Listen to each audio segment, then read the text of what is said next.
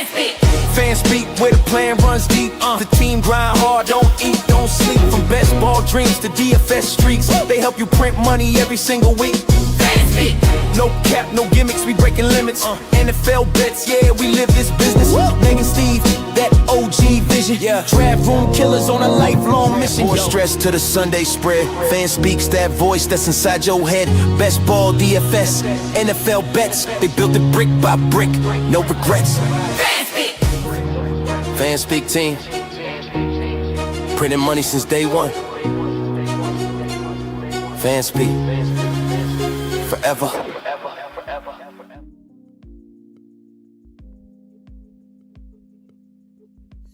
Welcome back to another episode of Talking Ball with Steve this week. We just wrapped up the 2025 year with the Super Bowl last night, and we're on to 2026. I mean, we've already been drafting best ball, but now that is going to be our focus. As long as everything else, we will get into drafts in a second. My computer does seem to be a little laggy right now. Let me know how it is for everyone in chat. I might try and restart or do something to fix this if need be. But let me know how it's going in chat. I will hit up chat and see how it's going. We got Pecan, that is Felix, for those who don't know, who took down a DK best ball Millie a couple years ago. Just got Ray Davis in 20th on DK. Ray Davis, I think, is one of the best handcuff running backs. Definitely love him in 20-round format. And that is nice. We got Mike in here. Steve O'Banks, let's get 2026 going. Meg checking in. Said 2025 season is over, but lots of best ball drafts to cope. Absolutely. Stephen WCG, I'm good, everyone. Hope you're doing well, Stephen. And Paul, my Patriots will return. Yeah, not a great Patriots run out last night. I thought even at halftime, going down just 9-0, thought they still had plenty of chance to come back, but that Seattle defense was just not great. So Mike saying seems good. Maybe just close the Frisky Seniors chat site and should be good. Yeah. No, I closed out everything else outside of this and the draft. So we'll try and get into a couple drafts, but let's get into the first one, and we'll enter a big board.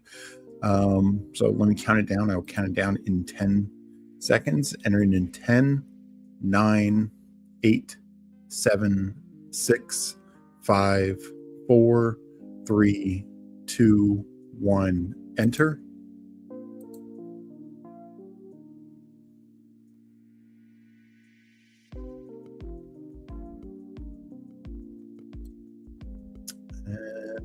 Okay. It's a little slower than I wanted, but no location error, so that's a positive. Waiting on 4 people.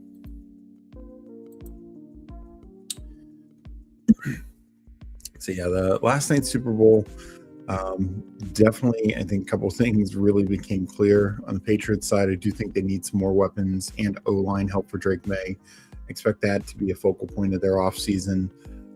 Last year they did add a couple draft picks and, signed Morgan Moses and of course Steph Diggs, but they went into this year with guys like Matt Collins and Kayshon Boutte and Douglas as a lot of their receiving weapons.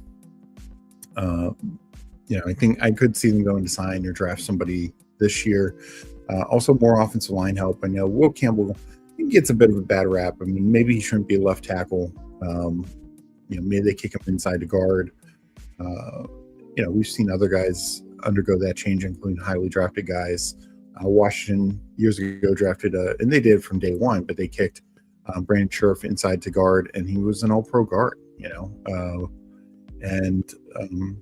a couple years ago, second-round pick Sam Cosmi started his career outside as a tackle. They kicked him inside to a guard. He's a much better guard. So maybe the Patriots, in the draft can get a tackle and just keep bolstering that line for May.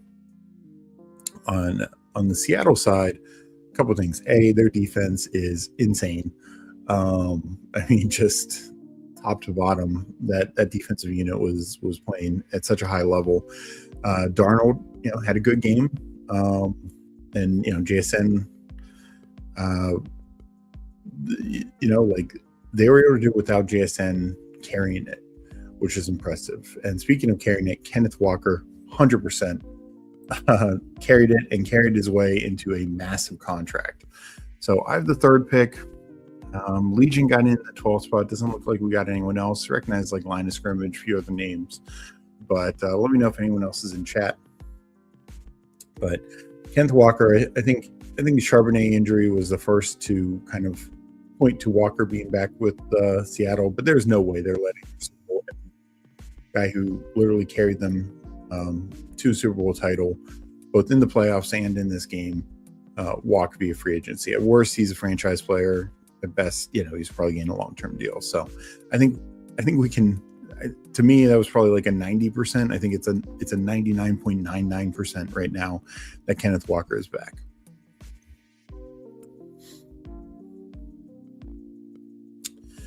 I'll go Puka. I need to upload my latest rankings. But while I typically prefer Chase, even JSN to Puka, I think they're all very close, and so I'll mix it up here. Other good news we got the other night, of course, Matt Stafford being back makes me feel better about him, of course. But all Rams, Puka, Adams, the tight ends, Kyron, all of them are in just a much better position with Matt Stafford being back another year. But just back to Seattle. And the other thing we saw is Cooper Kupp, AJ Barner and Cooper Kupp really stepping up and taking on a bigger share of the workload last night in the passing game.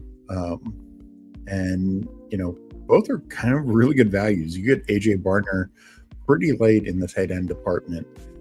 And I know they have Elijah Arroyo there, but I think last night once again showed that Barner can handle the starting tight end role. And then Cooper Kupp, this guy's been free in the 20th round. I'm not seeing him retiring, and I just don't see Seattle cutting him. So I feel even better about that. Those situations for later Seattle picks.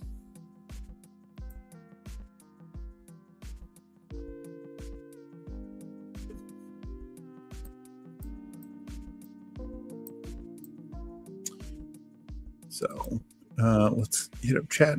These last three games were not a good sign for me at all. I know Young Liu lost to someone we gave up early in Durham, but yeah, I do think it shows how much of a gulf there was in just total talent between these two teams. And this is the problem is, I think the AFC in general was weaker this year. And even the Bills team that was imperfect, but at least the Bills could fully, Josh Allen could fully take them on his back. Where, May, he has that upside long term. And we saw that against average defenses, definitely below average defenses, even good defenses where May could get them a win. But against an elite defense, he's going to need some help. So coming back up in a couple picks.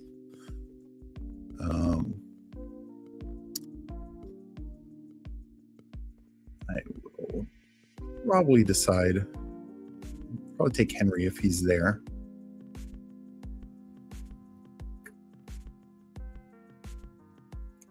I don't mind Chase Brown, who probably is getting an extension. George Pickens, we got, basically confirmed that they're going to franchise him and work towards a long-term deal. So some good news on already a couple of these free agent fronts, I believe. So, yeah, and I just think with May, it worked out, like, face the Chargers team that was dealing with their own injuries and issues.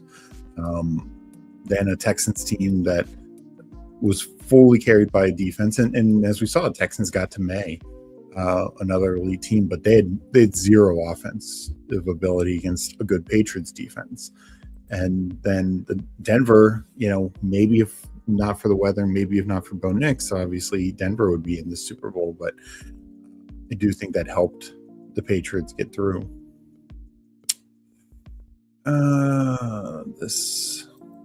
We'll take Chris Olave. I don't think I have a ton of him so far.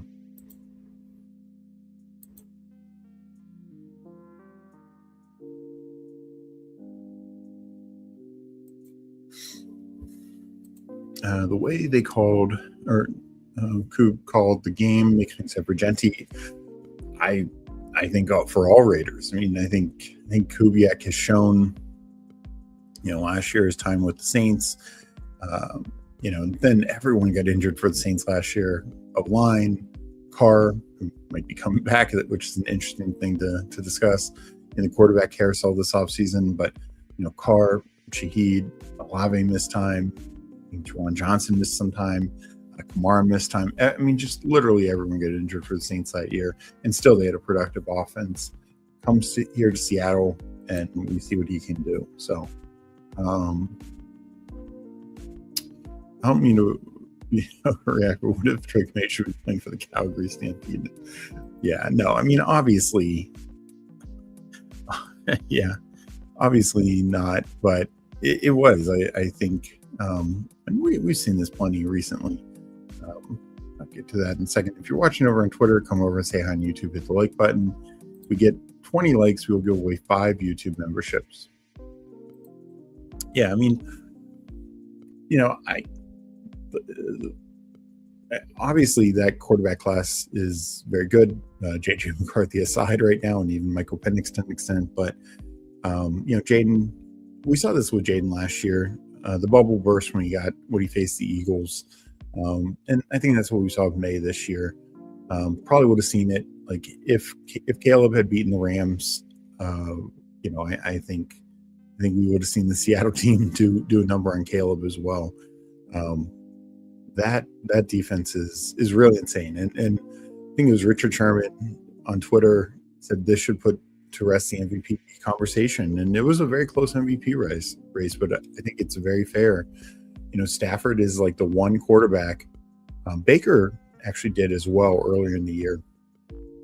But Stafford's the one quarterback, and did it twice, to really get over the Seattle defense and put it to him. Purdy wasn't able to in multiple attempts. We just haven't seen many teams be able to put up numbers, even average numbers against Seattle. So, Mike McDonald has just done such a fantastic job on that defense for that team. Coming up here,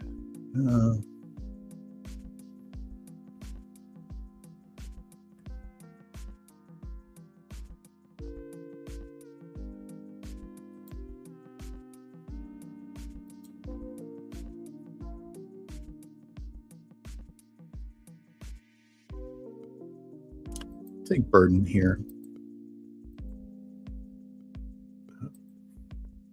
Walker's from my hometown. Everybody here in Memphis is very proud of him. He should be. I mean, finally they give him the bell cow role, and it really pays off. Obviously, Charbonnet's a good back, but Walker was just something else last night and in this playoff run. We got Haynes checking in. Sup, fam? Hope you're doing well. Bo Nix injury ruined the Super Bowl, in my opinion. Yeah, I mean, I do think it could have been a closer game with Nix, though. I don't think Nix is as good as May, but Denver is more all-around talent. I think their defenses are kind of similar. And we saw, holding them to as many field goals as they did. Some of those great plays like that. Christian Gonzalez had multiple great plays, but that one where he knocked it away from Shaheed was insane. We are going to go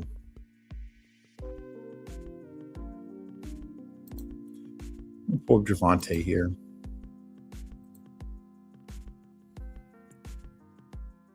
Judkins is there, but here's the thing. If Javonte's back with Dallas, it's just such a better offense.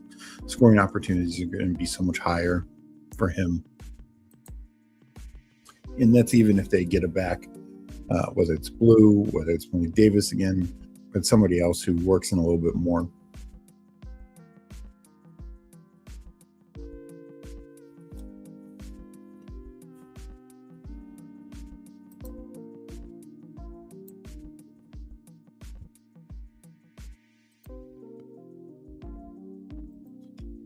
But I do think the Denver Super Bowl could have been Denver Seattle. Obviously, repeat Super Bowl from a few years ago, 10 plus years ago, but could have been better. But I don't know. I really don't know. I think Josh Allen would have been the only quarterback that made the AFC playoffs that I would have felt really good about being able to make Seattle pay.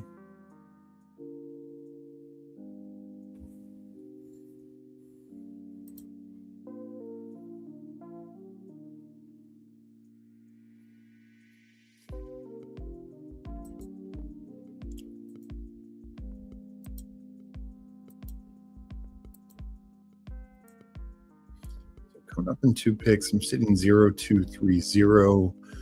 I definitely could start looking quarterback with one of them. Pretty open to go in any direction with the other pick, depending on what's there. Yeah, I was talking to Meg, called her earlier today, and we're talking, and I was just really surprised coming out of half, because clearly what you had in the first half, and some of the jitters, and being a young team and all this kind of young quarterback, just wasn't working. But really, just didn't seem to make any adjustment. And you just knew sooner or later Seattle would get a touchdown, and because they already had the big field goal lead, then that gives them an advantage. So yeah, it was definitely disappointing.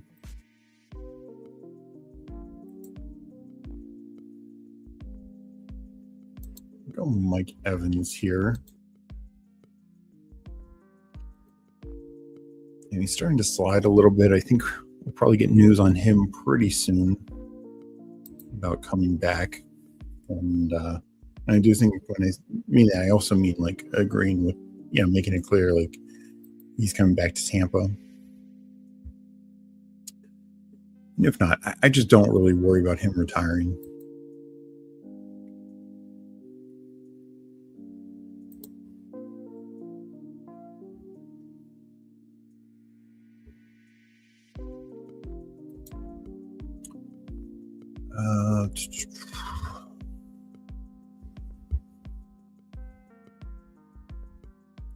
Zero 240.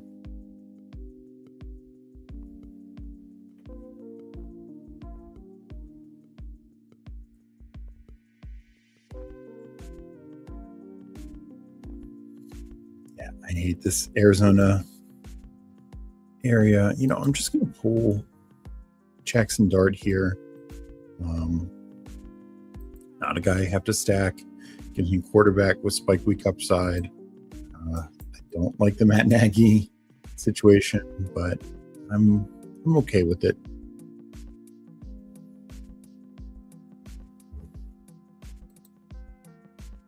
Playing clear, they could not extend drives and show pivotal more to high variance stuff like deep throws.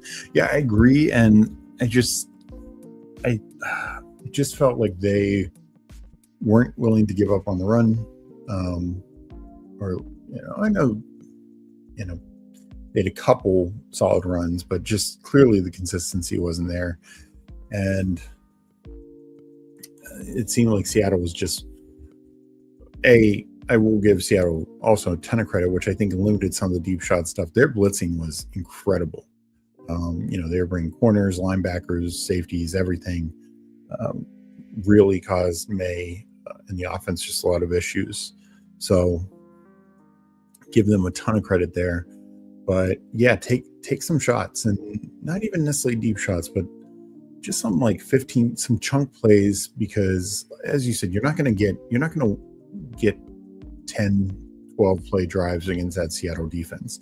It's just too many opportunities for them to force you into a mistake. But it felt like that's how the Patriots were playing it. We were discussing this area earlier. Feels really gross at wide receiver. Yeah, that, I still don't mind Pierce there. I think he's back with the Colts and all that. So I will. Meg asked to put up the board.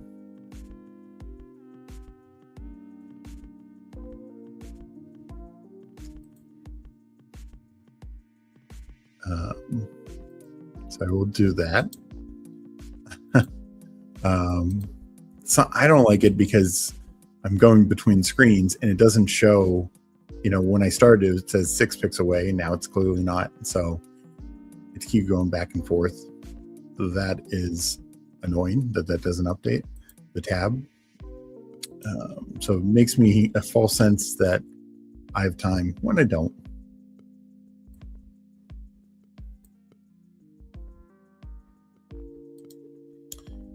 So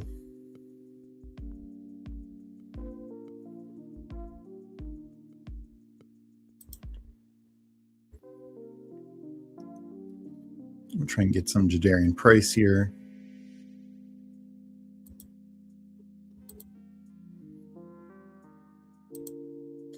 And ideally Stafford gets to me at 99.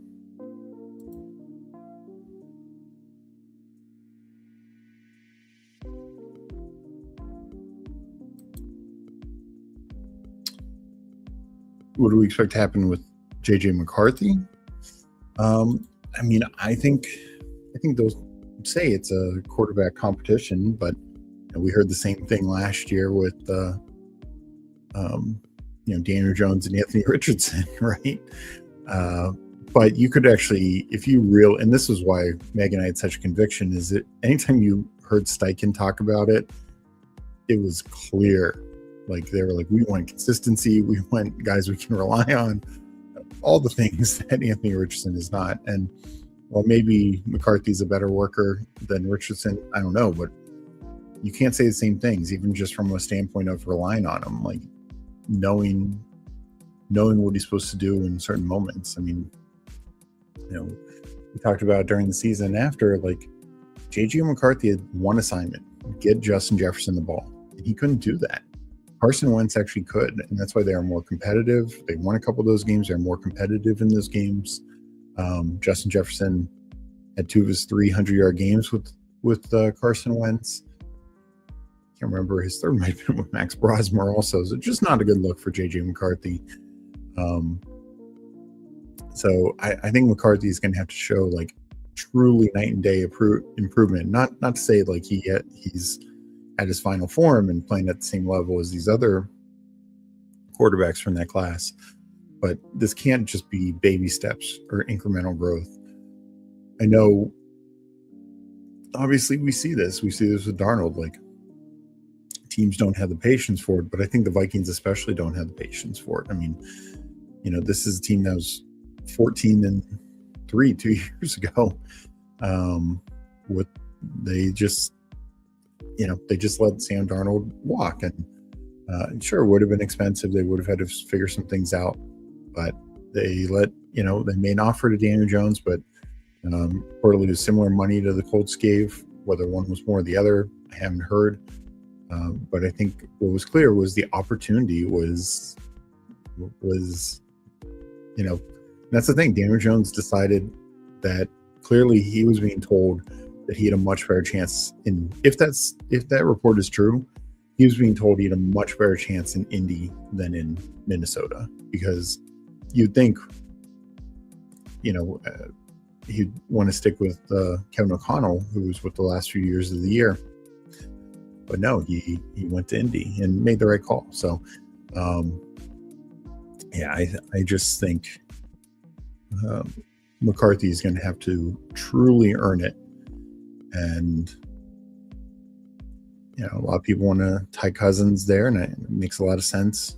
But honestly, any veteran, I don't care if it's a Tua, if it's a Geno, if it's trading for Jacoby Brissett, whatever it is, whatever they do, I have a feeling that they will know the assignment. They will know to get the ball to Justin Jefferson. This is always a weird area. Take a little falling Gadsden.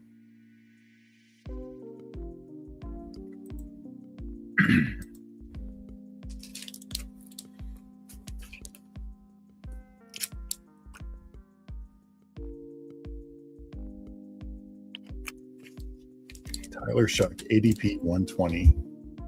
Wow. That is wild.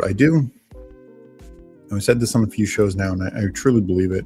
Once we start getting the landing spots for these guys, I do think guys like, particularly the second half of quarterbacks, guys like Shuck, Mendoza, Ward, Murray, etc., like their ADPs are going to start to move around. Like if we know the Cardinals are 100% playing Murray and they're trading Jacoby Brissett, I think you will quickly see Murray's ADP rise and some of these other guys go down. So we'll take a Jalen Coker shot here.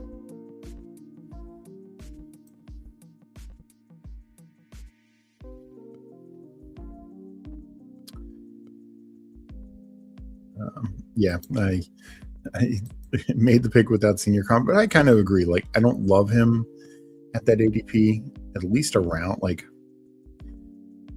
I have a tough time. Golden, you can make a similar case, I feel like, to Coker, but Debo probably lands on his feet in a pretty good situation. Casey Concepcion is, projected first round pick. I do like Coker more than Kayshon Boutte, so I'd say there. But like Shaheed and Dobbs could both end up in much better situations after free agency. So I tend to agree it's a little richer than I like on Coker, but I want some of him. Jefferson, I meant, but both works. JJM is in JJ. It would never be second. Fair. I think it depends. Like if they somehow land a top veteran, then JJ I think goes back up in the first round. If not, I think he kind of stays at the turn there.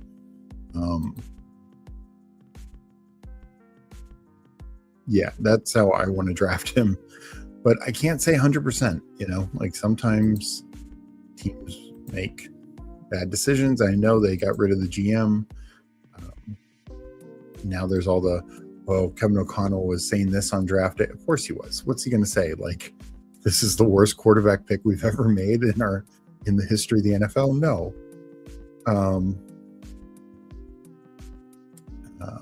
But I'm sure there's still some support for McCarthy in the building,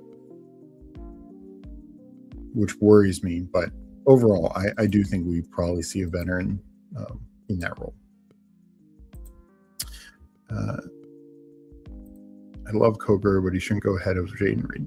Yeah, like we have guys who have either done it before, and I know a lot of guys I mentioned like Debo, Dubs, Shaheed are free agents, but there's just so many opportunities where they can land in better situations. Like end of the day, Coker is the number 2 at best, the number 2 receiver on a pretty questionable passing offense.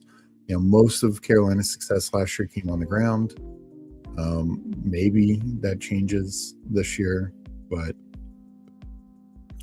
we don't feel great. I mean, Shaheed could be the number 1 for the Raiders with offensive coach that we like a lot.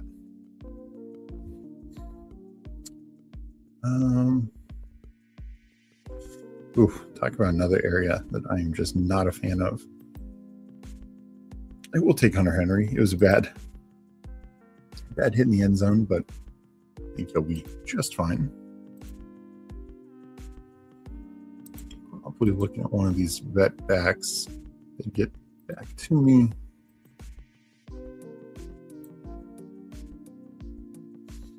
Yeah, somebody like Jane Reed especially, who's very well established and should be the number 2 on a much better offense. Just doesn't make sense.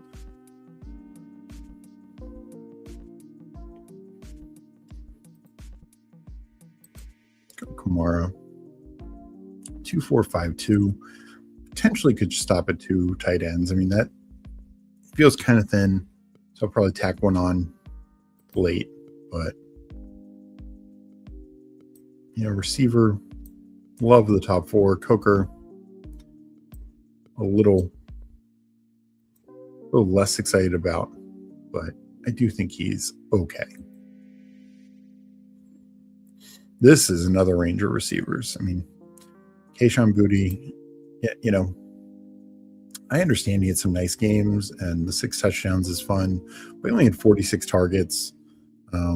Even if you extrapolate his injured games, his target wouldn't have been that high.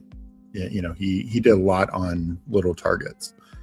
And you have Kyle Williams pushing him from behind.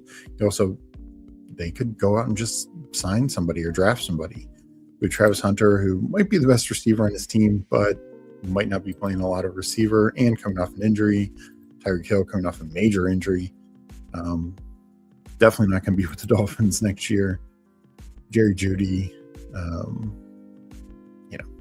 not really exciting.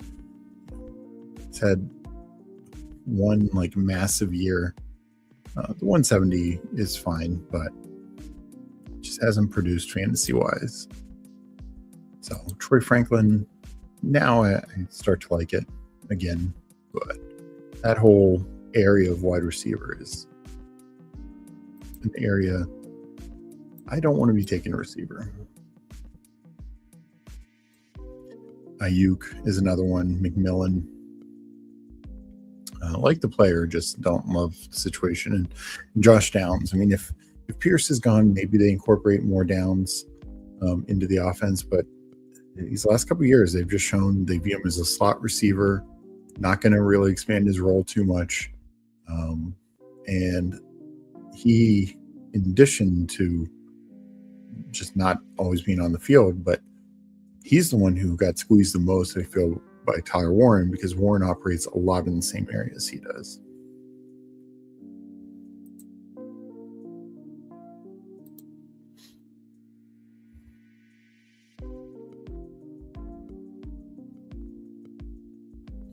Though I will say, at pick 150, the slot receiver on a good offense isn't a terrible, like to me, that's okay.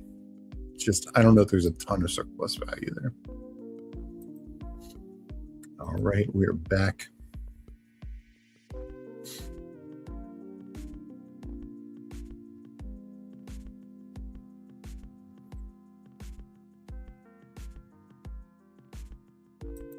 So clearly the drafts have been taking Travis Kelce because his ADP is rising. I'm going to take Braylon Allen here.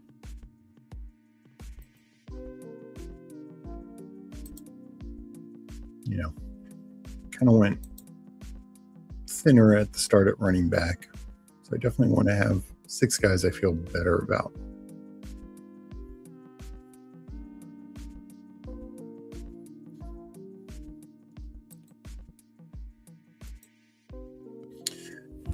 And, I do think signs are continuing to point to Kelce coming back. Also, signs continuously are pointing to Aaron Rodgers coming back, presumably with the Steelers. And, there are a couple of reports over the weekend in that vein. So, far from a done deal, but I'm definitely approaching it of that mindset.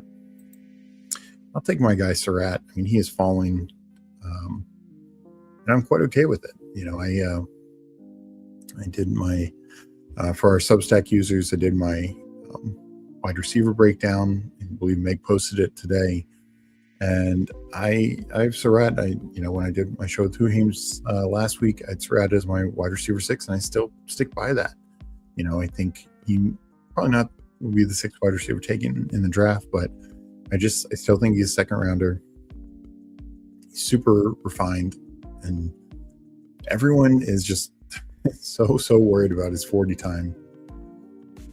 I don't think that matters quite a bit.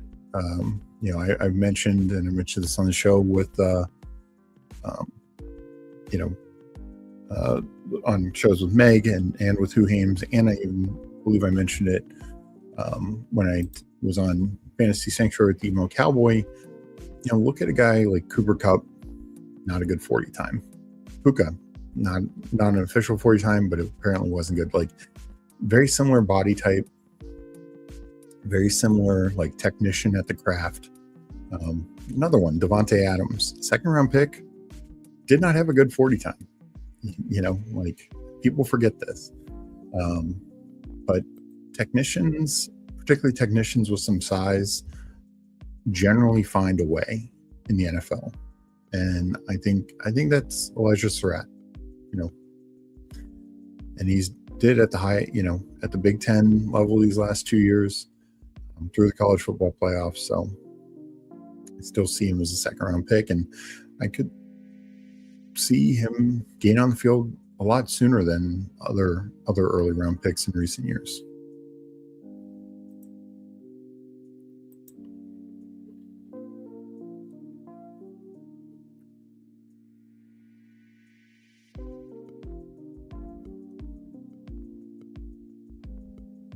So we just saw Brissett go.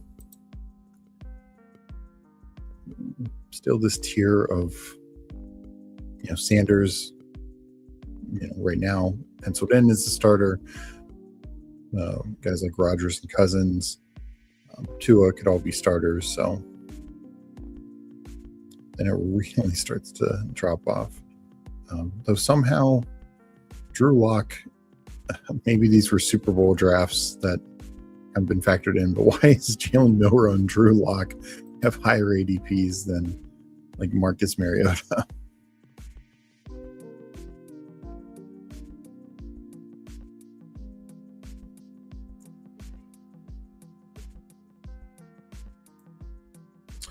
We'll finalize the running back room with Singleton.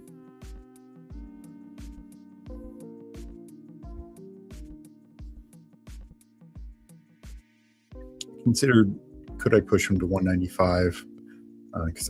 And Datola did take another running back. I knew he already had 6, but this guy having only 3, figured he could maybe double tap the position here.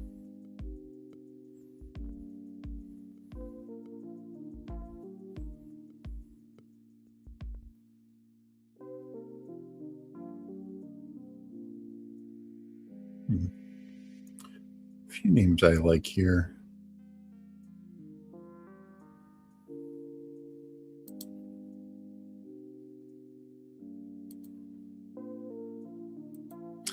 I'll take Dalton Schultz. I think, I don't see much threat to his job next year. And very few tight ends have the ability to get 100 targets. Yes, there's a lot of young receivers on the Texans, and that was maybe part of the issue, just from a conference standpoint. But I think it's notable that Schultz earned so many targets. And also, like, Kirk is a free agent. I don't know if Hutchinson will be back, so some of those that receiver room is going to get cleared up as it is.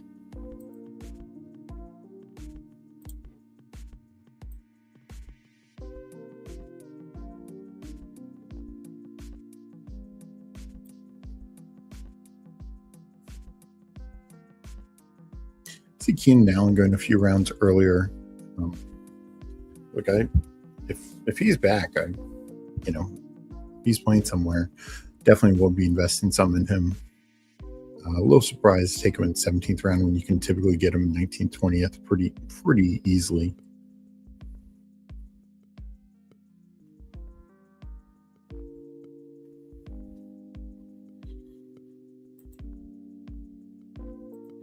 I think I will tack on a third quarterback. Don't see it being one of those Seattle guys who have a true 0% chance of starting somewhere next year versus a Marcus Mariota that it's a legitimate chance, or Cousins or Tua or Aaron Rodgers.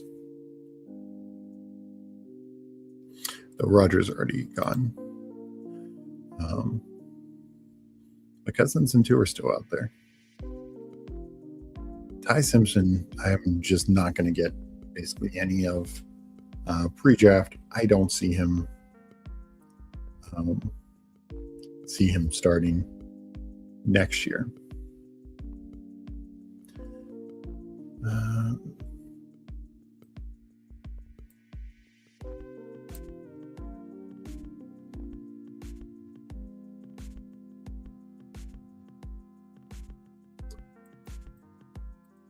so sorry, let me catch up with chat.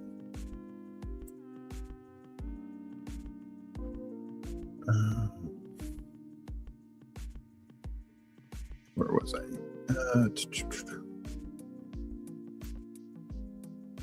Steve, how are you treating Matthew Golden? Are you willing to bet a big year two improvement or mainly out? So there was some report, I might have been Albert Breer in his Monday morning quarterback last week, maybe somewhere else, talking about, there's a chance they could re-sign Romeo Doubs. I don't think so. If Doubs is back, I definitely don't want Golden. But I'm okay taking him. I think he should slide probably a little bit from his current ADP, but not by much.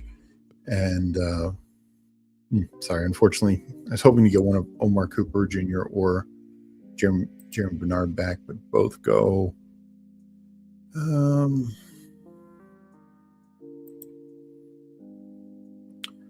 Take the cousin shot. But, I think likely their receiver core is Watson, Reed, and Golden, and Watson and Reed playing in, more two wide receiver sets. Reed will play, sure, get in there a little bit with like Wicks as their 4. That's how I imagine it to be. So, I think Reed probably earns more targets. So Golden probably is the 4th receiving option on the team when you factor in Kraft. But it's a good offense. So I'm not entirely worried from that perspective. You take Cooper Kupp, like I mentioned before. And so price is not the greatest, but I think he's fine. Range of wide receiver you pulled out now is why I have moderate Judy exposure, and I don't even like it. But I do think Judy gets at least 100 targets, close to 100% of the time when healthy. Not like stomach. Yeah, I agree. So they said Theo Imager talked about Judy, and I get it from that perspective, but that always doesn't work out. I just worry the Browns won't have a lot of money, so I don't assume they bring in any big time free agents, but they do have draft picks. They have 2 first rounders. I could see them absolutely, I don't think they go quarterback route in the first round. So I could see one of those picks going to a receiver. So that worries me. They have young guys like Bond, Tillman, could bring in somebody else, like not a big name free agent, but like some other cheaper free agent. I don't want to invest just too much into a bad Browns offense. And if so, I feel more confident in my Judkins and Fannin situation. So I think Judy can return the 140-ish, 150 value ADP. I don't think there's necessarily I worry about the level of surplus value, I should say. Is there a chance he could have over 100 targets and be totally worth it and end up more? He should have been taking pick 100 or 120. Yeah, absolutely. But it's just he's been a questionable receiver his entire career, outside of his run 2 years ago with Jameis Winston mainly. And then I just worry that on top of that, they do bring in like a rookie and or a vet as well. So yeah, I'll take some, but mainly it's more just I want to have Jets, Browns. Those are the 2 teams for sure right now. Others I'm much more indifferent on. Those 2 teams, I want probably as little exposure as possible to them. Number 1 Fred Smith fan in the 7th hole. Oh boy, where did he take him? I will look after I make this pick. In my final pick in this draft,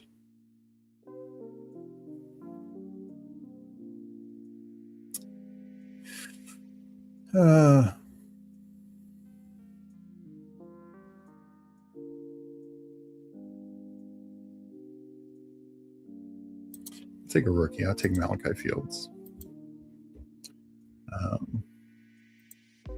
It's at 7th spot. Smith. Wow, 14th round. That is quite the. I'm guessing that might be a star treatment. I don't know why he was starring Rashard Smith, but it's not like he had a chief stack going or anything. Oh boy, that's a take. Let me finish catching up chat, then we'll look over mine and Legion's team. His usage really increased with Rivers for some reason. I couldn't really determine. I'm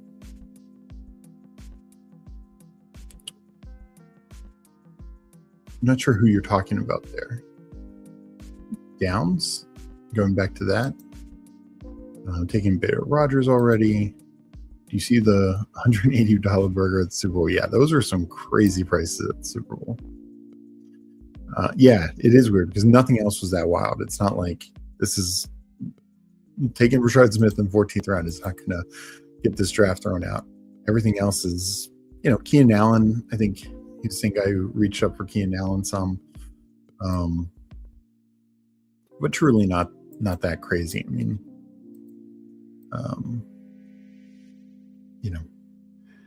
all the early picks were completely in line with their ADPs. Yeah, so I don't know. Let me go over my team and then Legions. 3683, Dart, Stafford, Cousins. Hopefully Cousins gets a fun landing spot. Derrick Henry, Javonte, Jadarian Price, Kamara, Braylon Allen, Nicholas Singleton. Top 3 backs I feel good about. Less so about the back half, but feel like I have some outs. Puka, of course, with Stafford. Chris Olave, Luther Burden, Mike Evans, Jalen Coker, Elijah Surratt, Cooper Kupp, and Malachi Fields at receiver, Rondé Gadsden, Hunter Henry, Dalton Schultz. So, didn't stack up Dart. I mean, Slayton's always an option late, but just didn't, make sense. For me, I want another rookie there. So we'll go get Legion's team 3683, Mahomes, Jordan Love, Daniel Jones, Ashton Genty, Murray Hampton. I like that turn combo of the 2 second-year backs. J.K. Dobbins, Aaron Jones, Kamani Vidal, Ray Davis. We talked about him at the top when Felix talked about how he got him in the 20th round in a DK draft. So yeah, I mean, 2 double anchor. Dobbins, Jones could definitely land on their feet with solid situations. Kamani Vidal is handcuffed, and of course Ray Davis, not handcuffed to you per se, but to me one of the best handcuffed backs out there in James, for James Cook. Unfortunately, doesn't have a lot of standalone value, but for where he's going, that's fine. JMO, Adams, Romadunze, Mekhi Lemon, and Diggs, Boston. Nice price on Boston. This, and I talked about this, and there's a real chance Lemon, could go first or second among the receivers. Not first or second overall, but among the 3 receivers between Tyson, Tate, and Lemon. But, if Lemon is the 3rd receiver, Boston is almost assuredly the 4th receiver taken in the draft. And you got him 47 picks past Lemon. That is just a crazy value in my opinion, because it could be like,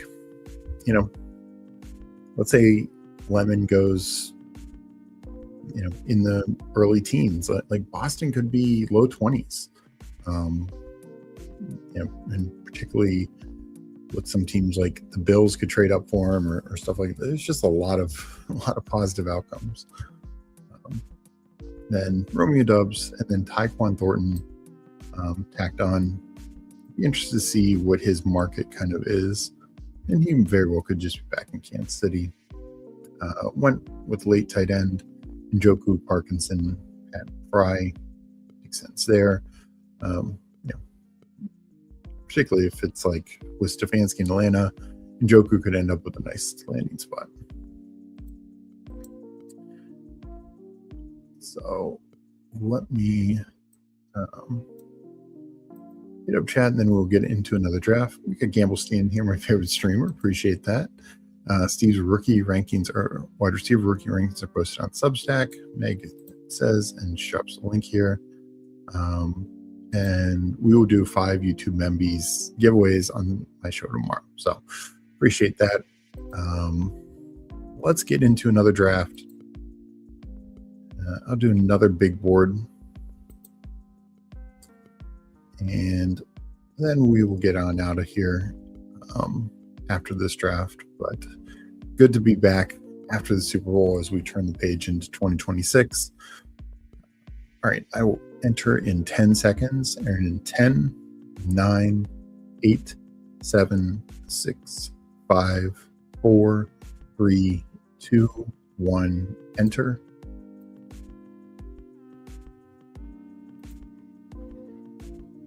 All right, waiting on a couple.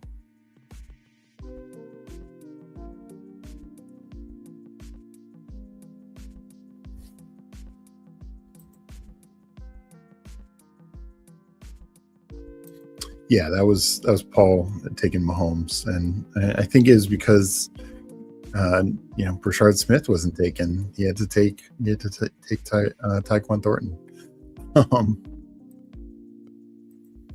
So I do think that's probably the most likely outcome for Thornton, or probably the best outcome is back in Kansas City. So we got King of Kings in this one. We got Legion in this one. Those are the only names I recognize. Let me know if anyone else is in here. I got the third pick again. I'm not going to complain because I like having picks in the top half. I'll probably try and mix it up.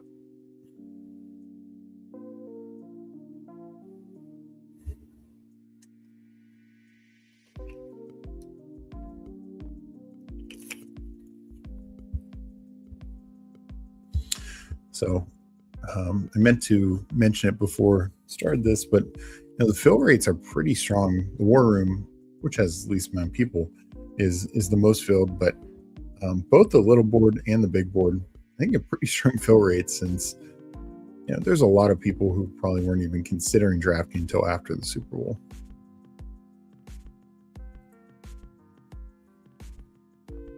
So of course, Bijan start. Let's see what the 2-hole does.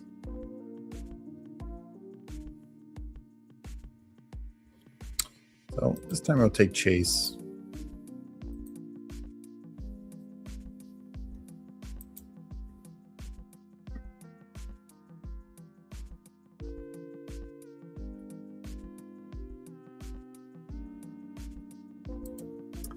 Sorry about that, Gamblestein.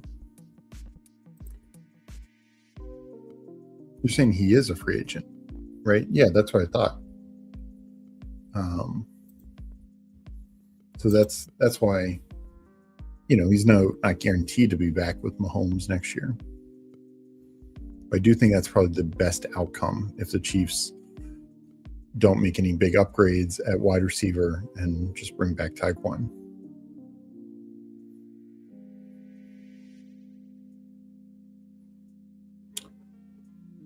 Yeah, and I know Huhames is our resident Chiefs fan here. Chiefs are going to have an interesting offseason. I mean, first the Kelsey decision, which I think will be pretty clear and probably we get pretty soon. But they have some major defensive players, including a couple of their top secondary players who are free agents. They're already in a bad cap situation. They have no running back outside of Brashard Smith. And they have major offensive line and I think receiver issues. So they have an early pick. And I think this is why Huhames doesn't want them devoted to Jeremiah Love, just because it could go to so many different ways. And they also could look to trade back and stockpile some picks, since they could probably use a lot of cheap, productive players to help them get back to the playoffs. So be interested to see how the Chiefs approach this offseason. The other thing is, Mahomes, we should expect him to be ready early in the year. I do think Kansas City will look to bring in some solid veteran depth. Last year they went with just Minshew, and that might have been fine, but then he gets injured, so I could see them spending a little bit of money, not a ton, but a little bit, to ensure they have some sort of backup plan, because also there's a chance Mahomes isn't ready week 1.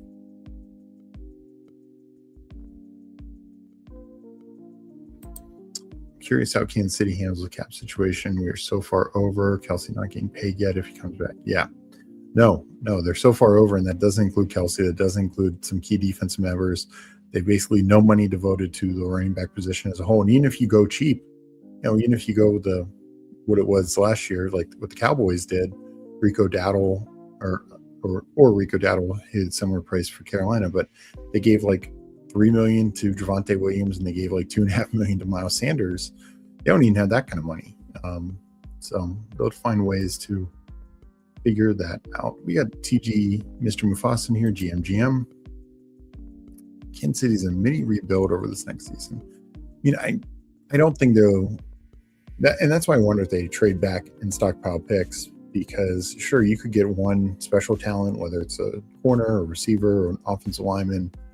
Maybe if it's an offensive line, that actually would be the one thing I do pick at 7, or no, they're not 7. Washington 7. Can't remember the pick number off the top of my head, but it's otherwise I'd maybe look to trade back, get some picks, maybe even some picks in the future, depending on how far you trade back, and kind of reset your team that way. So I'm up. And we are going to start receiver, taking George Pickens, Chase Pickens. So that feels good.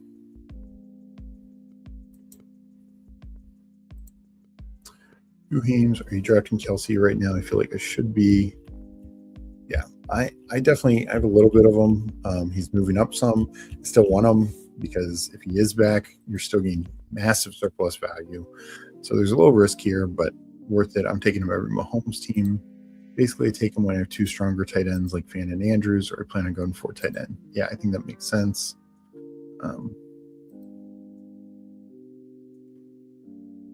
think it's just one of those picks where, after the 150 mark, there's so many other guys who could just be stone zeros. We will go Super Bowl MVP Kenneth Walker. Just again, I don't have my rankings in here, but you just look at after 150s. I mean, in the 160s where Kelsey's now going. I mean, we just have backup running backs. Guy like Jerry Jeudy we just talked about.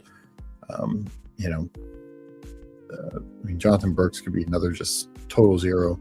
Tank Dell, Calvin Ridley, we have no idea if Dell is healthy and ready to play this year. Ridley, where he's going to be. Adonai Mitchell, the number 2 receiver for the Jets. Does that sound fun? So yeah, I think especially now. I mean, Kelsey, when he comes back, I think he'll settle in around the 120-ish range, where kind of. He should go ahead of Kittle easily when he comes back. There's just no question on that. I think you can make the case of Goddard or Strange above him, but I think Kelsey should be right around here for sure.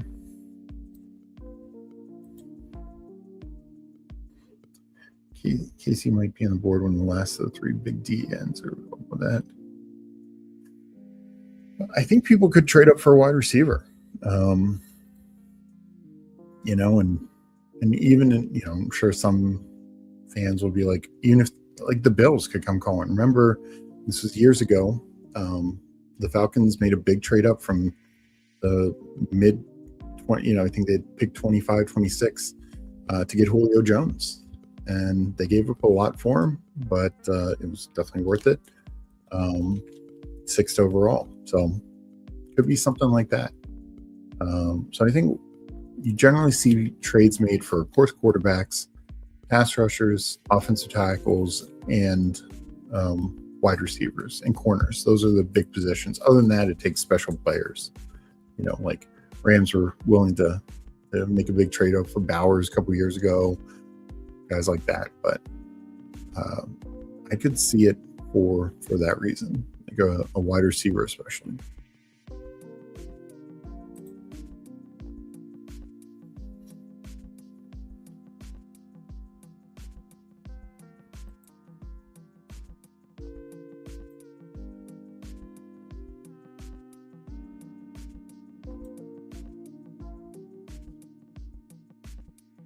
Legion going heavy running back to start with Cook, Hampton, Kyron, and Scadaboo. I like it. No question there that he's trying to create a running back room that'll hit his flex basically every week. With those 4 guys, why shouldn't you?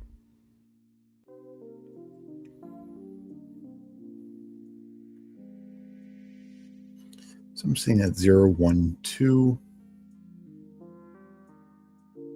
Up in 2 picks.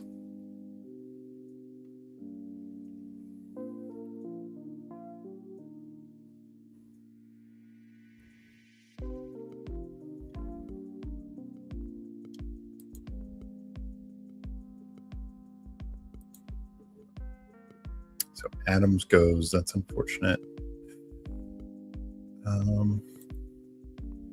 Take Devonta. Keep building out this wide receiver room, building it out with hopefully will be strong offenses. I do believe Philly has a nice bounce back this year.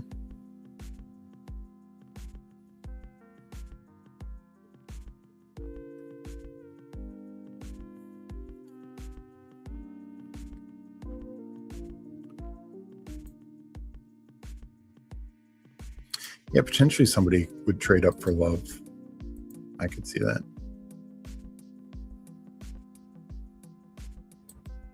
Did Javonte last time. We'll do Quinshon Judkins this time.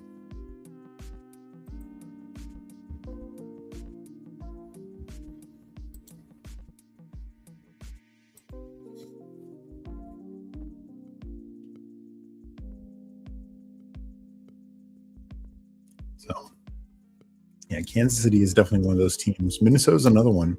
Their cap situation isn't great. I think they have some more ways to move money around easily, but they're another one where when we talk about these veteran quarterback situations, that's why somebody, if it, and it depends on how it's done, but someone like who's cut from another team, like a Geno or Tua, who might sign much closer to the minimum. Now, Cousins' situation, I think, could be a little different because they worked out that agreement with the Falcons. So I don't know if the offset language is there. He might want more than the minimum, but I don't know if he would sign for big money.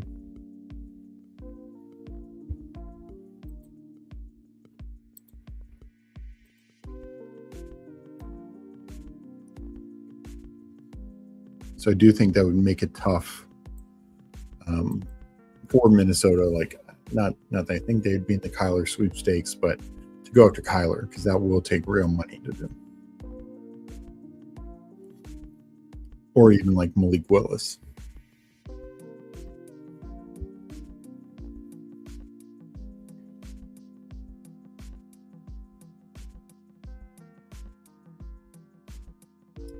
See Lemon go ahead of Tyson in this draft. Tate was the first of the rookie receivers.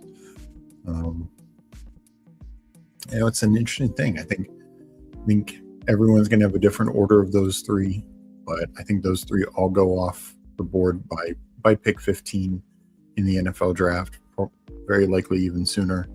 So, I think generally you can get like a little bit extra value here. This time is on Tyson, but on Lemon.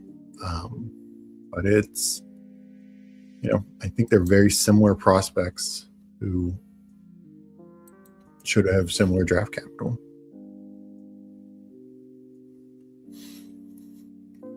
And that was the thing a couple of years ago where Marvin Harrison was going, and Neighbors, and sure, it worked out. Neighbors was the one who was productive. Those, Harrison was going at the turn, somewhere in the top 15, 12 to 15, essentially. Neighbors was going like 20th to 24. He was going, at the end of the second to about the second 3 turn, or 25, I should say. But then Adunze was going like 50th. And so you're getting, even though he went only a handful of picks after Neighbors and Harrison, you're getting like 2-3 rounds of value. I'm sure that time it didn't work out, but it is always something to consider, because these prices are by no means efficient right now. I went with Stevenson, even though the stack for Hurts. If Hurts gets back, I'll take him. But running back just falls off completely. I was hoping, I saw Burrow went, I was hoping I would have had a Burrow shot and kind of deciding between those two. It's weird. Sometimes he goes, here, which there's not a stack, but other times he falls back pretty easily.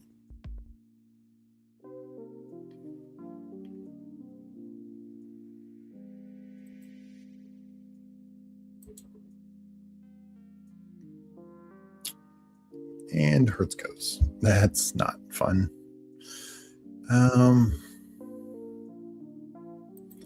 Take another Mike Evans share. Mike Evans better be back.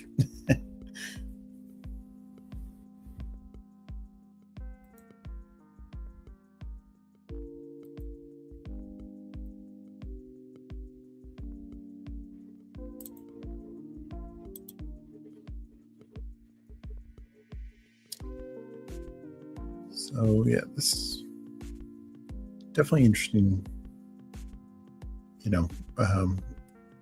Quarterbacks, we're seeing more in this like fifth through 8th round range. Dak going. I was expecting Dak to be back at 94. That hurt quite a bit. Wow. Yeah, so quarterbacks are still the Wild West of pricing.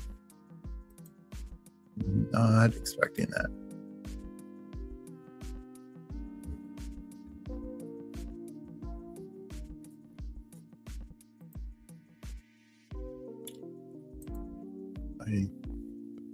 I think, well, what I said before about finding landing spots will settle down some of the prices and push down guys like Shuck and Ward, etc. But I also think it could settle down some of these mid-tier prices, because I do think people just get overly worried. I mean, here we see Mahomes go like 10 spots ahead.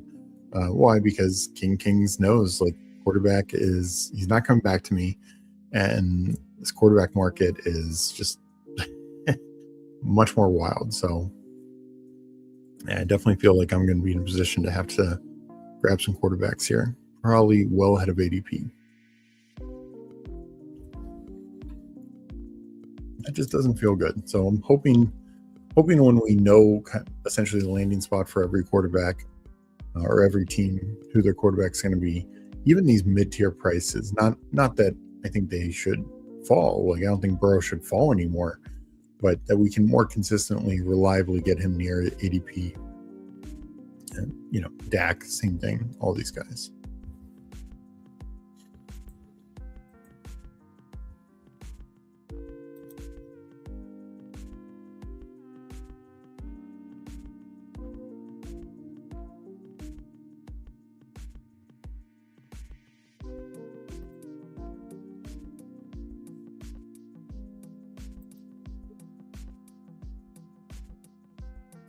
All right, there's enough quarterbacks that I can wait until 99 to take my first one.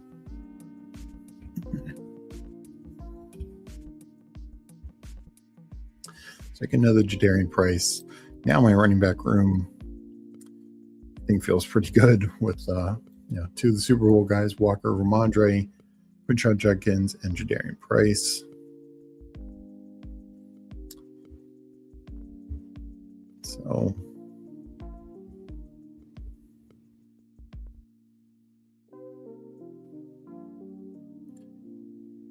I will, and Baker goes. Jeez, I was going to pull up Baker myself, but we'll take Bo Nix. He's more able to be backstacked. That is the problem with Purdy. Kittle doesn't feel like a great backstack option, particularly at the current price we're paying for him. Stafford, no real, you can take a tight end late, but Nix has some rushing upside. Could probably easily get Franklin and or Mims. But boy, prices. Darnold's up to 109.5. I think he started this, 150? So he's really jumped up.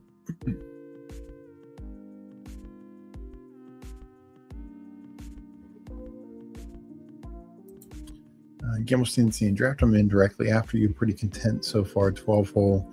Shane, Jefferson, Ladd, Loveland, Caleb, Adunze. Oh, that's nice. Nice big bear stack with Ladd and Jefferson and then a chain. So yeah.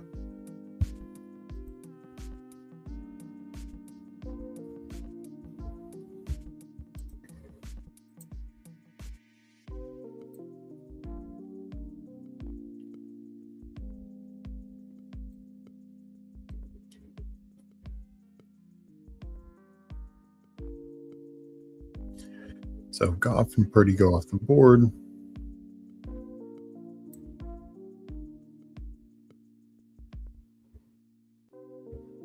McCaffrey draft got Purdy. That's a nice value pick there. Jennings technically goes after Purdy, but he's also a free agent, so no guaranteed he's back.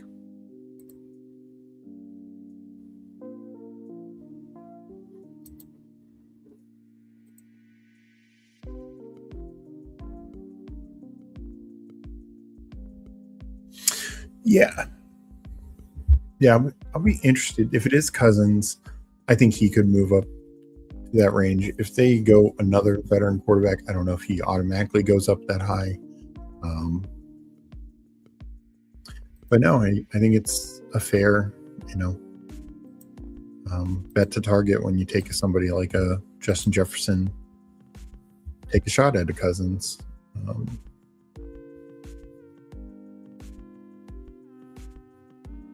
So Darnold, Chuck, Love, all go. Don't know if I'll be pulling up Fernando Mendoza.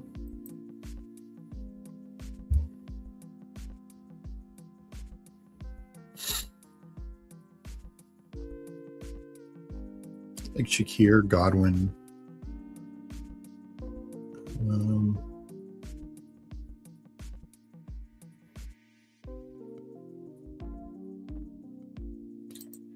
Like Shakir.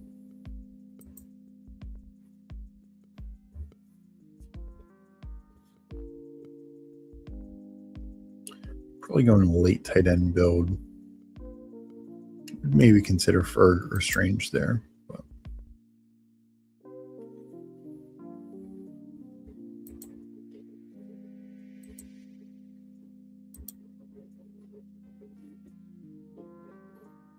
Skrilla taking Emmett Johnson from me. Oh, that's a body blow.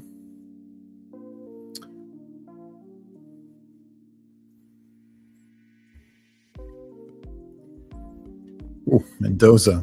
Yeah, we'll take Jordan Coleman. Could potentially be done at running back if I need to be. This could end up being like a 4 quarterback build. Maybe taking multiple of those like Cousins, Tua shots, Rodgers, etc.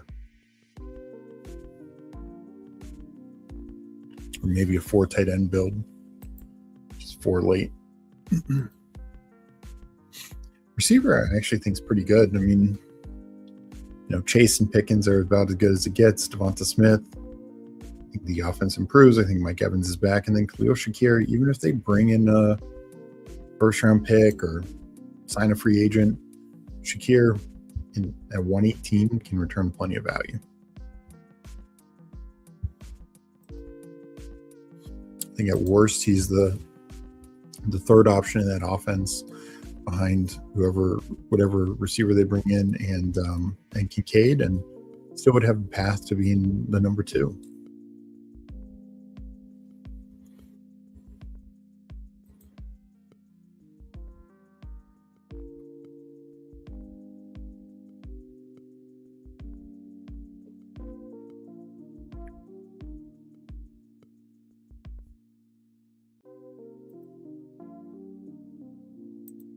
So let's take a look at the board. King's making his picks, taking Gainwell, Ward. Stroud off the board also. It is getting thin at quarterback. There goes Kyler.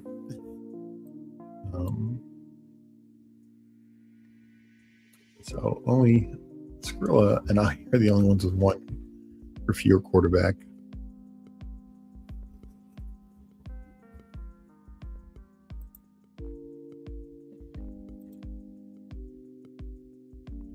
We will probably pull up somebody here just to ensure that we get something.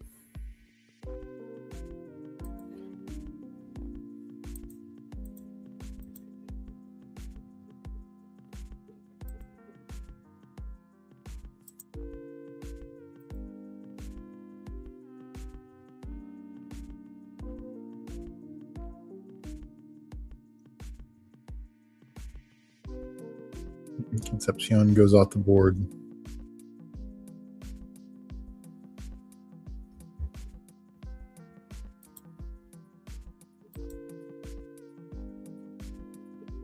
And hopefully we can get Bryce Young.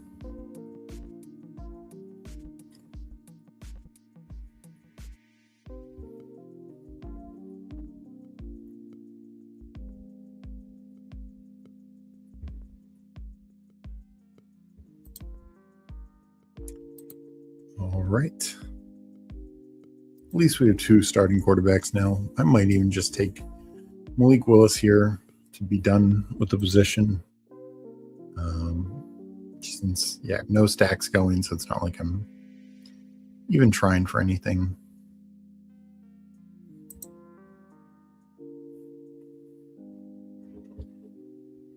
I think that's probably what I'll do, and this could end up being a 4 tight end late round team. Don't love doing that, but I'll do it some.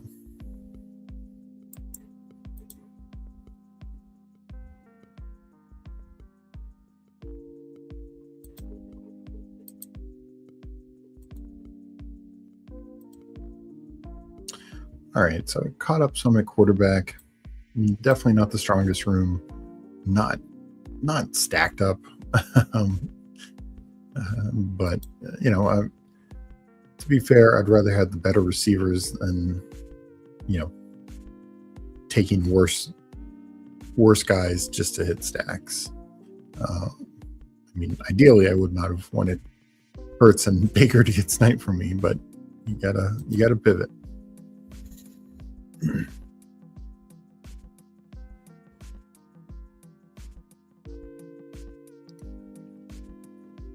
Right now, I don't know what to make on the Carolina tight end situation.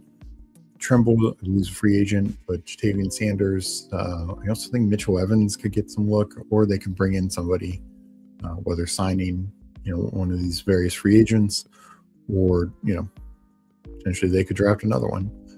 That seems less likely. I think it's more likely they bring in a free agent. And then from a receiver, after Coker, I don't want Xavier Legette. I think he gets first crack at it, but again, they could bring in another receiver. They also, could just look to grow the role of, some of their younger other receivers on the team. I could see them bringing in a cheap veteran and, giving some more opportunities for like Horn. So could see it being more of a mix, and Legette still having a little crack at it.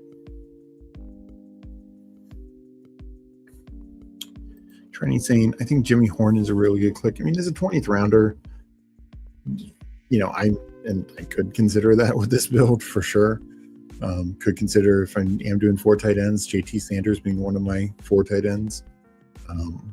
Yeah, I mean, I think they like Horn, and I think he's probably at least on par with Leggett, which is not good for Leggett. And when he's been beat out by an undrafted Poker and now a late round Jimmy Horn. But I'm guessing they also would bring in a veteran in this situation. It's probably their mistake trading away Thielen last year. We saw the offense regress.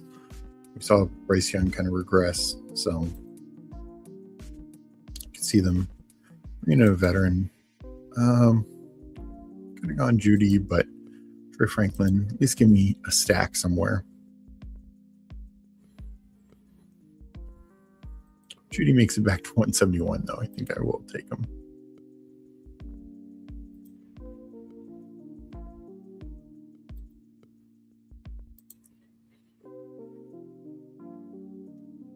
I don't think he's necessarily cooked. I think it would depend. He's very likely to get cut. So I think it depends on like what he signs for and what tight end room is he signing with. Might be getting Jerry Judy. Yeah, why not? Maybe Malik Willis goes to Cleveland. I don't really see that. But, I mean, Hawkinson, he honestly, not this past year, the year before, he was looking better down the stretch coming back from the injury. And I thought he was ready to, kind of break out. I really think it was more this year had to do with the bad quarterback play. And I think this would be like a perfect example of a soft landing spot for Hawkinson, where he doesn't have to be the full tight end because they still have Jatavian Sanders, but he could be the majority and lead tight end. So yeah, and not come at the same cost as, say, obviously Kyle Pitts, but even a guy like Cade Otton is going to get a multi-year deal. You could maybe sign Hawkinson for 1 year or maybe like a 2-year type deal, kind of like what Ertz signed for 2 years ago in Washington. Like a 1-year prove it deal. So yeah, I could see Carolina being a nice little landing spot for him. Somebody has goat horns. What does that mean? That means they've won a tournament. So Meg should be getting, I don't know if she's gotten them yet, but she won a tournament Christmas Day. Who Hames won a tournament, so he now has his goat horns. I can't remember what the bandana means. Somebody in chat can maybe help me out with that. But goat horns means you've won a tournament.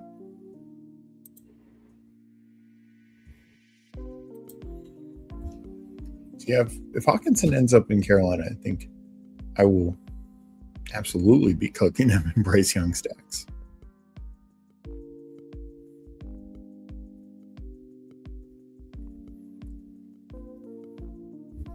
So up in 5 picks. Speaking of, I have 0 tight ends. Hawkinson is there. I think this does become a 4 tight end build just with the late start.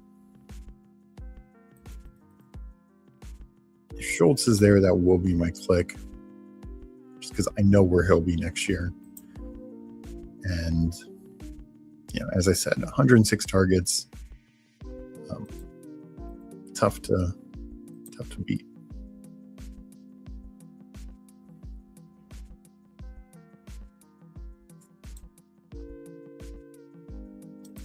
No problem. Appreciate Kelly. So Hawk goes. I think I go prioritize Gunnar Helm over the Rams duo.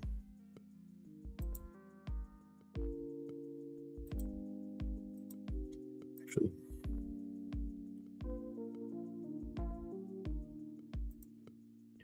go Gunnar Helm.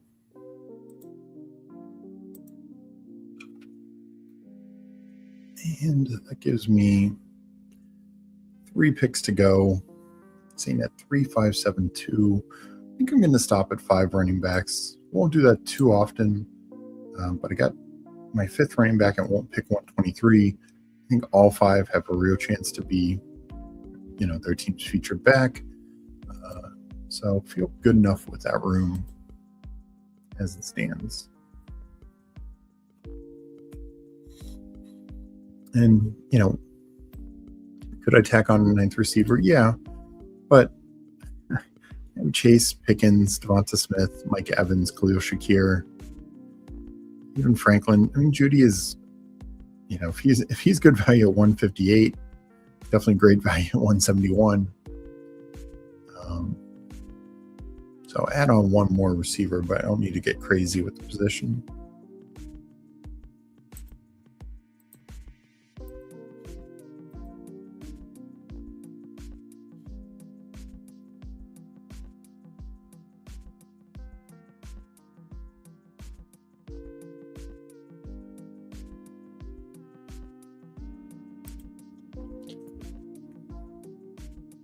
Omar Cooper went. Bernard's still there.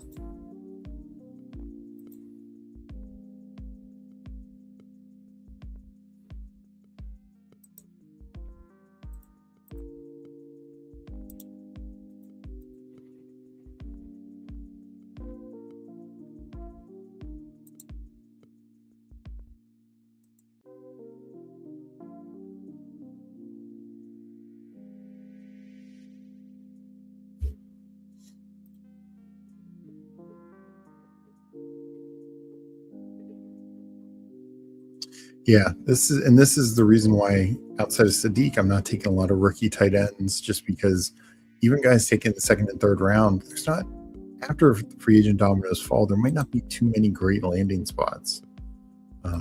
Yeah, not counting cash games for the Goat Horns. Good shout out. I'll take Jeremy Bernard here. So I really want to see how many kind of true openings feel like there's left, after free agency, because that was the interesting thing last year. Not only was it a super strong tight end rookie class, which there were. I mean, look how many went in top 3 rounds, but you actually had such a bad free agent tight end class that so many places looked like potentially solid landing spots.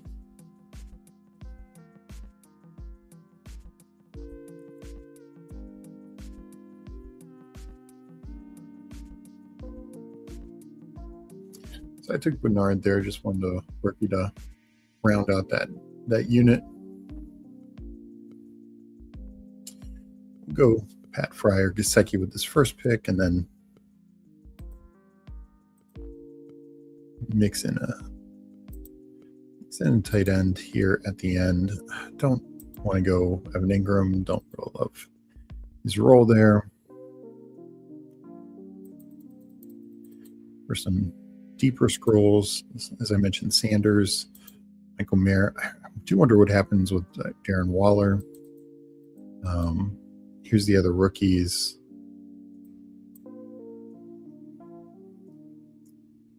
Jonnu probably gets cut. Yeah, I think the tight end market could get flooded when cuts happen, and guys like Hawkinson and Jonnu are also looking for jobs. And then could you have a trade like a Michael Mayer? Because, yeah, you could say, oh, we could take a 2nd round shot on a Max Clare or Stowers or Sowers or, somebody like that. But, what's Michael Mayer in a trade? A 4th rounder, a 5th, 5th and a 6th. And he can play at the NFL level. I think he did show that last year.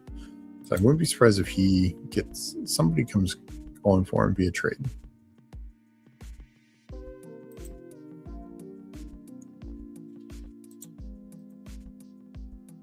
Claiborne falling.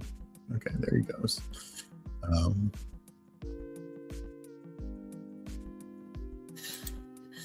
So yeah, nothing I need at another position.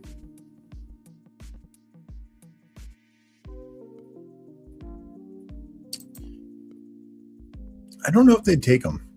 I honestly don't. I think the 49ers, they're still very long-term committed to Kittle. He's kind of the heart of that team. I think Tanjas they're okay with. Could I see him taking a mid-round tight end? A third-round tight end? Absolutely.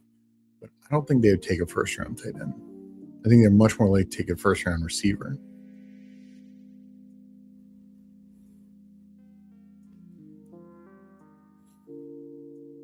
I get some people say, "Oh, Kittle just keeps getting injured. He's older, etc." But I just think they value him too much overall. And Tanzer showed that, production-wise, he could be pretty good. Not really taking Michael Mayer.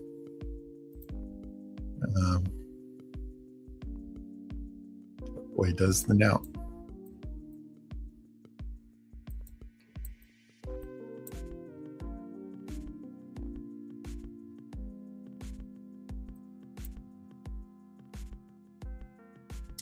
Don't know what the Bears are going to do with Cole Kmet. Obviously, Loveland is the top tight end.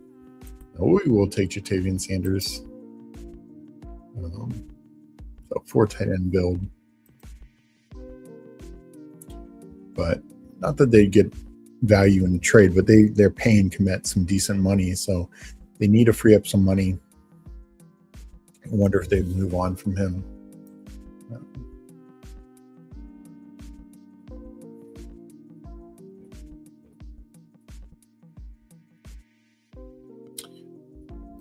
Yeah, Whiteways first one time just showed out.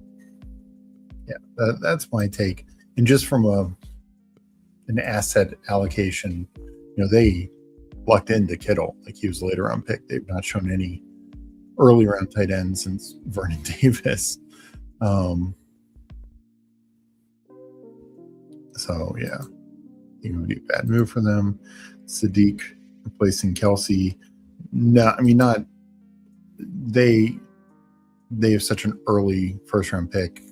Even if Kelsey retires, there's no way they're taking Sadiq that high. And even if they trade back, Kansas City just has way too many holes, in my opinion. So I think if Kelsey retires, they will just go with Noah Gray, Brandon Wiley, and may draft somebody else in the second or third round. Be my guess. So this draft is over. Go over my team first, and then the others who are from chat. I went 3-5-8-4. Bo Nix, Bryce Young, Malik Willis, Ken Walker, Quinshot Judkins, Mondre Stevenson, Jadarian Price, Jonah Coleman. Really like that, how that running back room came together, particularly with not using my first or second pick on it. Still feel good stopping at 5. Chase, Pickens, anchoring the receiver room, but Smith, Evans, Shakir, I think, are right behind them. And then Franklin, Judy, as we talked about before. I mean, I'm lower in Judy, but he's there. 171 is my 7th receiver. I'll take it. And then Jeremy Bernard for upside rookie play. Then 4 tight end: Schultz, Gunnar Helm, Pat Freiermuth, Jatavian Sanders. Could have gone a 9th receiver, just didn't feel I needed it. I don't think Sanders moves the needle too much.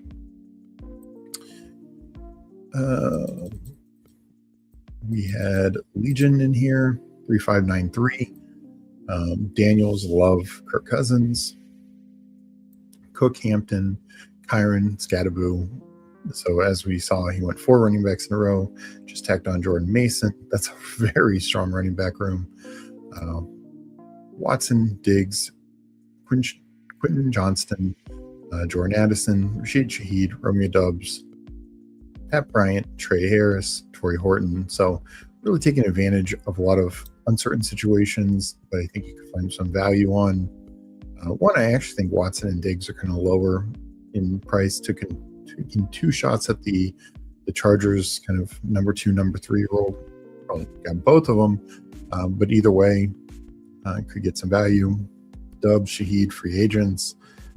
Horton could be stepping in for a much bigger role with Shaheed gone.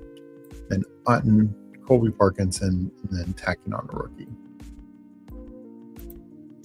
Then we had Kings in here, 3683, Dart, Mahomes, Cam Ward, Genty, Etienne, Algier, and Gainwell, Manuel Wilson, and then he got Claiborne at the end.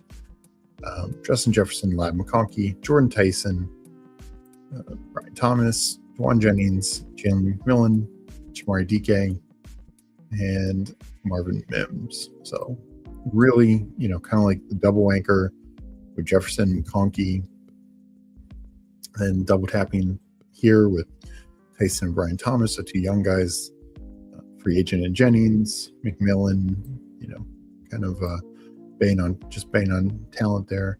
And then he landed Kelsey, or the Mahomes stack, and Njoku Chick. So yeah, Kelsey's back. It's a strong tight end room and a strong team overall. So I will hit up chat and then we'll get out of here in a little bit. I forgot they have 10th. Yeah, I think it's one of those tackles. If are there, then they stay. If not, I could see a trade back. I just don't see Sadiq falling that much. I think there's enough teams that need tight end help. Even if somebody signs somebody, they could still view Sadiq as just too good to pass up.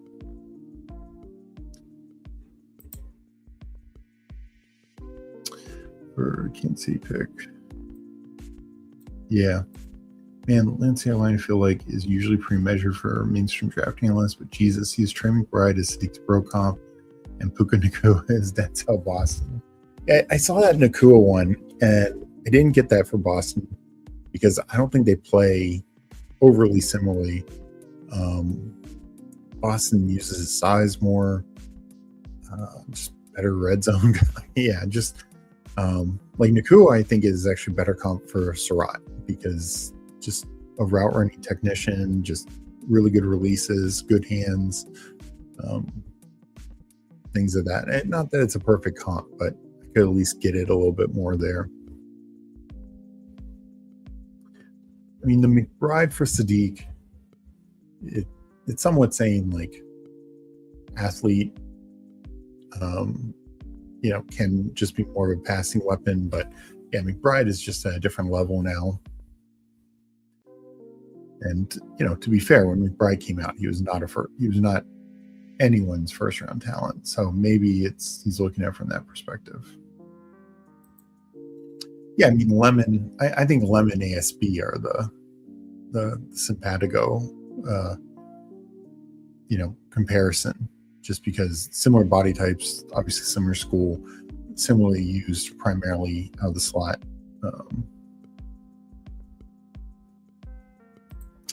Yep, I love the unmet situations at this time. Yeah, exactly.